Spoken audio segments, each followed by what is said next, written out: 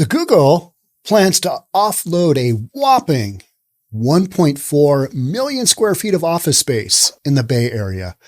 Before you say to yourself, why do I give two you-know-whats about office space being offloaded in San Fran by Google? Well, because a lot of what we're seeing in San Francisco has to do with the deteriorating downtown core. And you've already got close to 20 million square feet of vacant space. Just nothing going on. People don't want to run their businesses there. Everybody has went home to work during the pandemic. People aren't going back in droves into the downtown core because of the street conditions there. Safety, homelessness, open air drug, just the list goes on to make the downtown core even more unsafe. This thread here is a continuation of what might be coming in the very near future, a major crash in commercial real estate. I strongly believe that. And I'm not really, it's all going to end anytime now that, that the clock's going to strike midnight and we're all going to be done. It's not really my thing. But I think there are some major issues going on with commercial real estate. This is one of those signs. This is one of those podcasts of, remember when we talked about that? Because Google is one of the few players in the market that could take down this kind of square footage. But instead, they're giving it up, making the situation even worse. More space goes on the market. Prices come down. Commercial owners of buildings are not going to be able to afford their mortgages. It's going to have impact on the mid-level regional banks that finance these things. Let's get into it before I babble anymore. Here we go. It's official. Google is looking to shed an astonishing 1.4 million square feet of office space across 7 Silicon Valley establishments, according to a recent San Francisco Business Times article. The ambitious move comes as the company reevaluates its real estate needs to accommodate a shifting hybrid workforce, an issue many businesses have faced in the wake of the pandemic. Now, San Francisco, Portland, Seattle, all got these, tech sectors where a lot of folks just aren't working in downtown core anymore. Yesterday here in Seattle, we had a bunch of knucklehead kids say, we don't like the way things are going at Amazon. We're going to do a walkout. And so they were walking out based on the fact they didn't like a bunch of people had been fired. Oh, we don't like that. We need Amazon and these are Amazon employees. We need Amazon to step up their commitment to zero carbon emission for the entire company of Amazon. We need it to not be 2040 that we're talking about now, but we need to bring that down to 2030. I say, who cares? Who cares? And then the other thing was that they don't like having to return back to the office 3 days a week. Now that's the big one, because even if Amazon comes back 3 days a week, you still got 2 days out of the work week, the traditional work week. There's nobody there. So that is the continual, for lack of a better word, doom cycle, doom loop that's happening, where you've got a situation where the downtown cores aren't necessarily all that safe, particularly in San Fran. People don't want to go there to work. They want to work at home. They don't want to be subjected to what they're being subjected to in downtown San Fran. You got crazy people walking around. You got crazy people on drugs. You got drug dealers. You got all kinds of just stuff people don't want to deal with. Life is already hard enough, right? And so if you're a worker that was sent home to work remotely, you kind of want to keep doing that. But, all the numbers in a downtown core are based on occupancy. And now in a lot of these downtown cores, occupancy is around 20%, which is, 1 out of every 5 office spaces is empty. That's not a sustainable, can't do that. Long term, that's going to be just disastrous for the commercial real estate market. Disastrous. Now, why do we care about that? Well, that's where a lot of the tax dollars come. The business in our downtown cores is a lot of what runs everything else. So just think about public safety on transit. So now you've got less dollars to work with as a city budget. You're going to have to cut some stuff. Now you're going to cut transit, safety, and people are going to even want to come in less because their transit is already overrun with homeless people smoking fentanyl. and they don't want to be involved with that. Here in Seattle, and I use Seattle as a prime example because Seattle's got just a lot of moronic things going on. I mean, we just got some people that are just like, I don't know what planet you're from, but yeah, I wish you'd go back. Wish you'd just, take that long walk off a short pier, that kind of thing. But yeah, it's what makes it, so quirky, fun. And we've got a new approach here in Seattle. Yeah. Well, anyway, we don't have as bad a downtown core real estate problem because our mayor has worked pretty hard to shoo the homeless people away. Now we've got a bad problem in Ballard because that's where those folks have gone because the addiction doesn't end, right? Addiction doesn't end. So now you've got Google in San Fran, and San Fran is somewhere around 30% vacancy. Talking about 20% in downtown cores is kind of an average number vacancy rate for commercial space. Yet in San Fran, you're talking about 30%. And of the whatever it is, 20 million square feet that's already available, you're going to add another 1.4 million. I mean, that just pushes numbers down. And so all these owners of commercial real estate space now no longer have the revenue coming in because they got all this vacant space, and they've still got the mortgage payments based on when they purchased it, XYZ dollars coming in. Well, now long-term, it doesn't look like that's going to be a thing, right? Because now Amazon workers are saying, we don't even want to come in 3 days a week. Does that make sense? And so you still got 40% of your work week. People aren't going to be coming in. So companies are going to need less and less and less space. And you might say, well, what if a big company came in and took that space down and said, we need this for our future, expansion.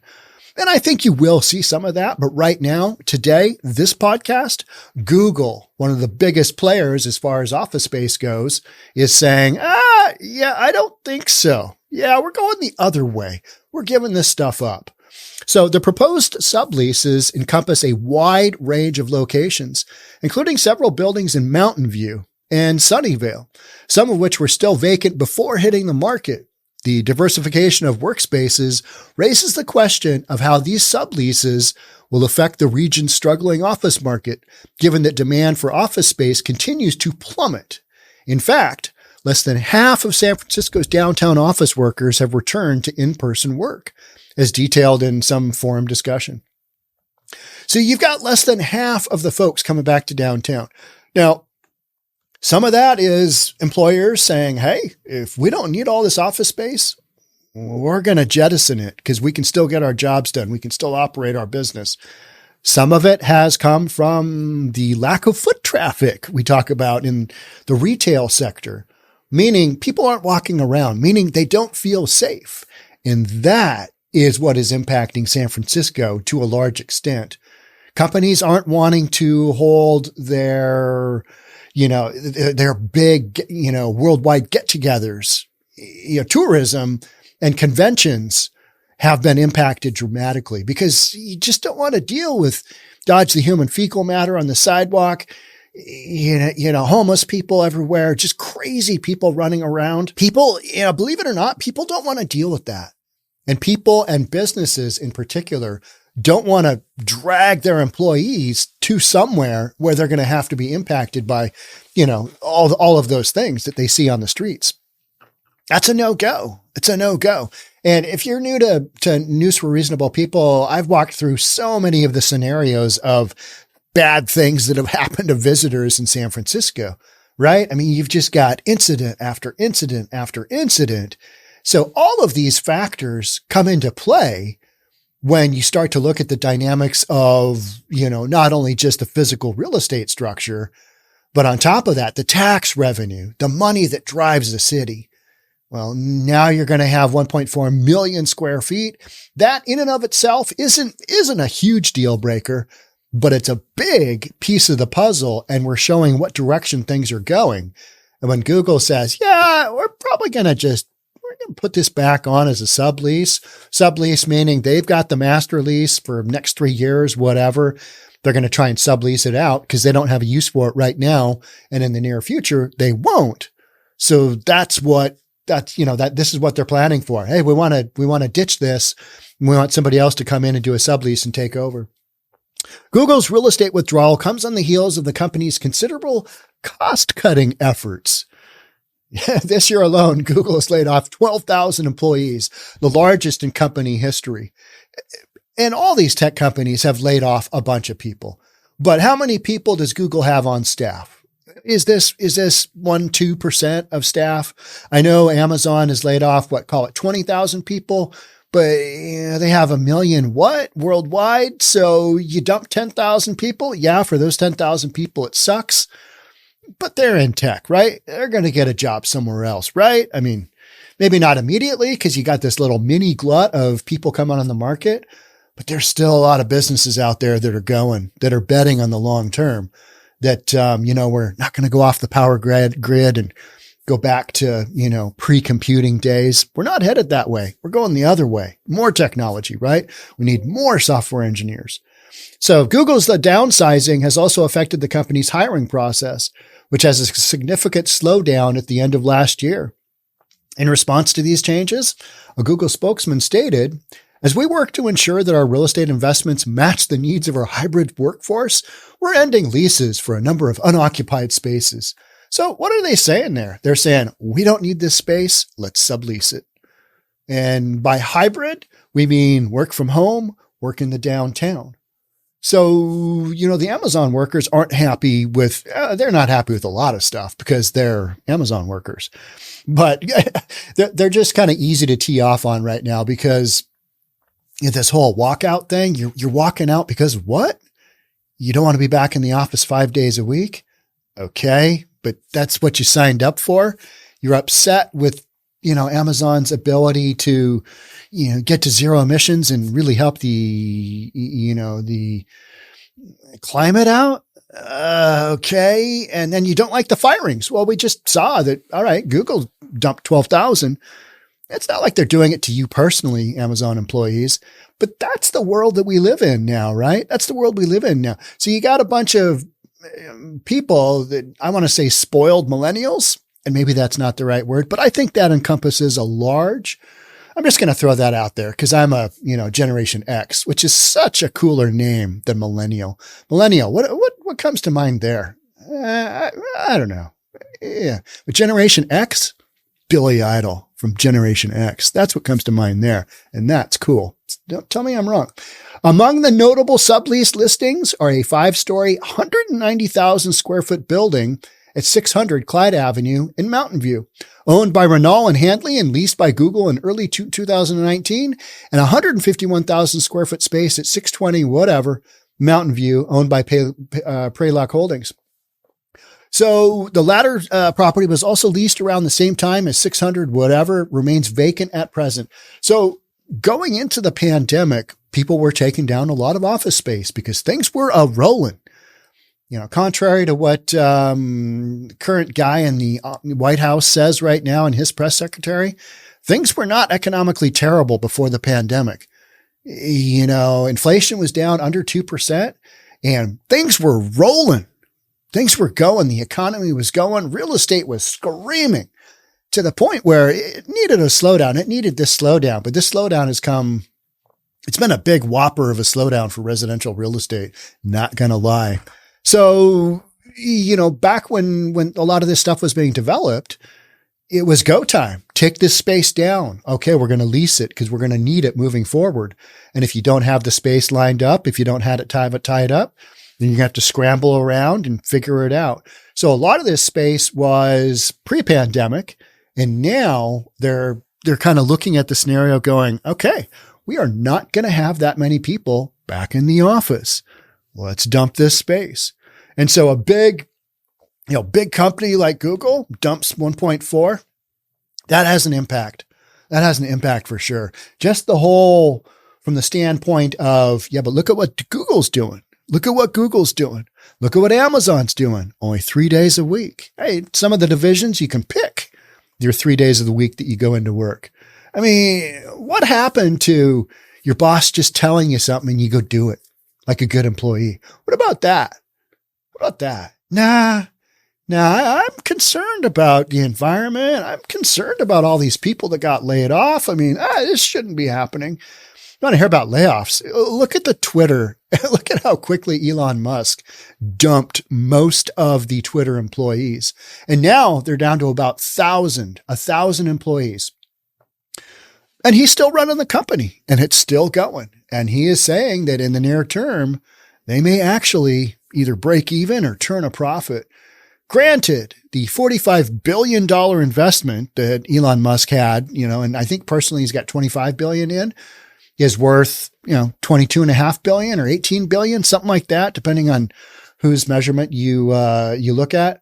But, as Twitter ramps back up, those numbers change. So Elon Musk isn't dumb. He's not dumb. He's not going to make an investment without thinking, all right, I've got an exit strategy here. But they dumped a ton of people. It's 6,500 people, something like that. We're upset about our coworkers that have been fired. That's the way business goes. Sometimes you're up, sometimes you're down. Sometimes you need a good firing to cleanse the system, right? I think Elon Musk's comment was very entertaining. And he said, hey, if you're not really trying to run an activist company and you really get down to brass bolts, you can run this company on way less people than you originally thought you could. I thought that was pretty interesting, pretty wild. So despite these massive transfers, Google maintains its dedication to both its Bay Area presence and local community investments. Don't they always say that? They always say that. All right. So what's going to happen long term?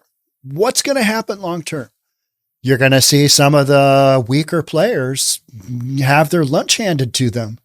That's just what's going to happen. You're going to have weaker players in the commercial real estate space who aren't able to absorb the whacks of having all this space vacant.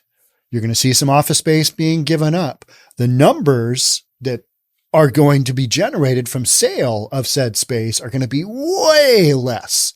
We've already talked about that on a couple of podcasts here. Because commercial values are based on income stream.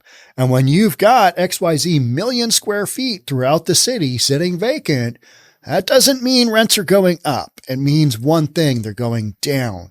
And so valuations of these properties will be less, meaning the excise tax, the real estate sales tax that's paid when they're sold is less. All the businesses that were once in downtown San Fran or any other city for that matter are fewer because they've realized, oh, hey, we can work remotely and our employees like it. Now, whether you want to believe there's the whole thing of, wow, we've got more productivity with workers coming back. We've got greater enthusiasm. Our teams work together better. We've got more creativity. That water cooler talk, the elevator talk, all of that, going to lunch, going to drinks on Friday after work. All of that was missing from the work from home. Now, that's from the employer standpoint. That's from the management standpoint. And then the employees say, we don't want to go back. We don't want to fight traffic. We don't want to take the metro. The metro sucks. We don't want to be in that environment. And in a place like San Fran, it gets doubly whacked. The other really good example of that is Portland. Nobody wants to go to work in downtown Portland because they fear for their lives from the crazy homeless person wielding a sword. And you might think, well, Sean, you're making that stuff up. How many podcasts have I physically read where a homeless dude, crazy and on drugs, had either a sword or a knife or, some type of physical implement, weaponry that, scares people. Your average employee, especially a tech employee, doesn't really want to face that. They're not really good with the kung fu.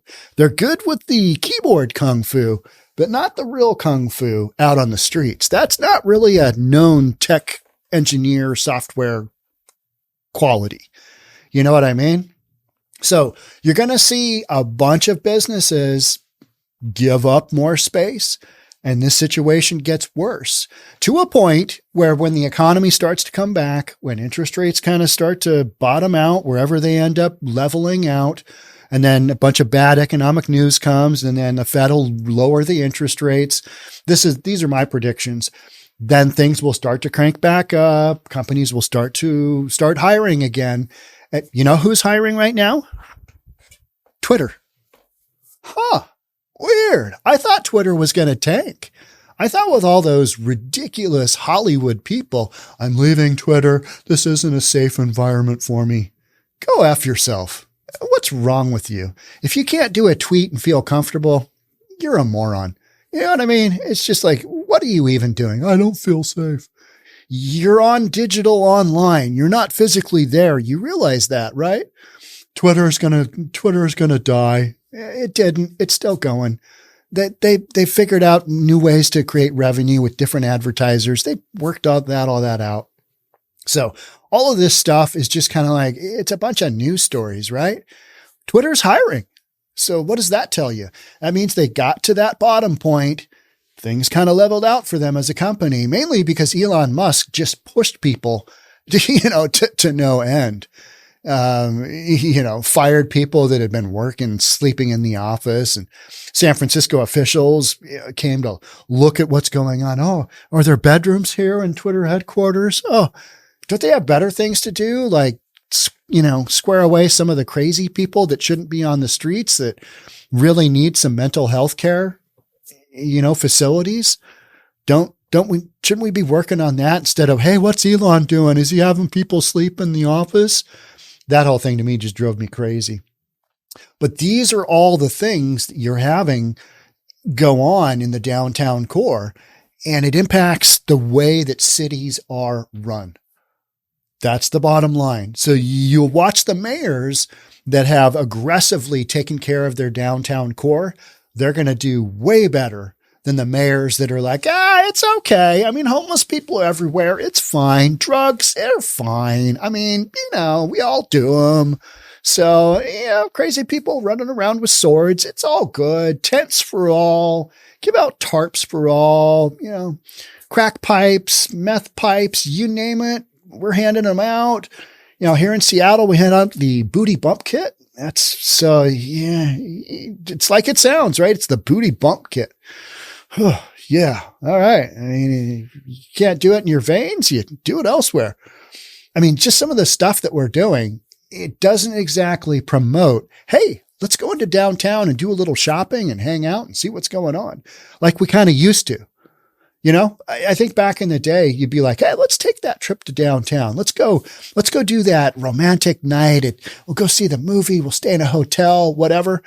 Not so much anymore. And now you've got straight up businesses like Google saying, no mas, we don't need this space. Moving forward, less is more, living on less and liking it more. And for commercial guys, that's because they're paying less in rent. So expect to see a bunch of this. This will level out at some point. It's a matter of who's going to be left standing and what kind of impact it has on valuations of these buildings. And you might say, Sean, do not care. Yes, but it has to do with the overall ecosystem of big cities and small cities, because even small cities got to have commercial office space. Now, the flip side to this is commercial space in the suburbs is doing pretty well because that's where people are now. So a lot of those businesses, those smart businesses have followed the money. The money's now at home, right? It's in suburbia. People have realized, okay, we can work there. This is what we're doing. All right. So the businesses, the small delis, the dry cleaners, the pet shop stores, I'm just making stuff up here. Anything you might need in your life.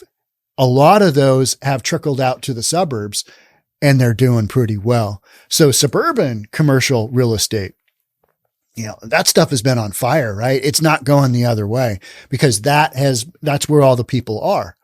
They're spending their dollars at home because they're not having to, return to remote work. And even if they are returning or not returning to remote work, but returning to the office. And even if they are, it's not 5 days a week. As an example by Amazon. So expect to see some pretty major changes happen in the retail core. And that's going to have to kind of sort itself out. There's a big push right now across many cities in the United States, San Francisco being one of them, to convert commercial space into living space. And I've talked about this. This is a terrible idea. It just won't work. all of a sudden you're going to put a bunch of homeless folks into this space and it's all going to work out miraculously. No, you're comparing apples to oranges, and to make an orange out of an apple, it's so expensive to do that you're better off doing the tiny home somewhere else and not trying to do this conversion part, because the space that was designed as commercial, everything about the city designed that space accordingly. They didn't have homeless people pegged in there for occupants. Just, it's not going to work. The whole financial thing doesn't work. Conversion does not work. We've seen it time and time and time again. But you're going to have city leadership who's never run real estate or who's never owned a business go, okay, well, we got all this vacant space. Let's just convert it into living space and it'll be all good. Well, good luck with that. You're not going to see that in droves, because it's physically and financially and from a feasibility standpoint, it makes zero sense. So you'll have like San Francisco. San Francisco will do some pilot programs and they'll give it a whirl, and then they'll realize, we actually really need businesses in these commercial spots. Like they were originally designed for. Like our traffic flow is designed for. Like our number of grocery stores access was designed for. Like our services were designed for. Interesting. Yeah. Because you start to screw with those dynamics, you're going to open up a can of worms, and it's not going to be a good can of worms. It's not going to be a can of worms you're going to want to go fishing with. Right. So there's that. But yeah, some pretty interesting things. I know this is a boring kind of storyline, but it's a really interesting kind of underpinning of what you've got going on, not just in San Francisco, but in many commercial real estate markets across the United States. And it's going to have a big impact one way or the other, because those banks that finance this stuff, they're already Silicon Valley Bank. Yeah. How'd that one do? Not that great. That's impacted other mid-tier regional banks, the failure of that bank. Those banks are all the banks that, lend on commercial real estate. That's who does it. That's who does it, right? And so you're going to have, some stress tests to the commercial real estate market. And that is what I think a lot of people are worried about. They're worried about collapse of a banking system because of a collapse of commercial real estate values and rents. And one of the reasons that could happen, and is probably in the process of happening right now, is because of a big company like Google willing to lay off 1.4 million square feet in a city like San Fran that has historically had just a very low vacancy rate commercially, because everybody wants to work there, right? Well, not so much lately. So make sure that you subscribe, hit that notification bell, so that when we continue this topic, you'll be alerted. We drop two podcasts a day, Monday through Friday, 9 a.m. and 11 a.m. Pacific Coast time, Seattle time, San Fran time.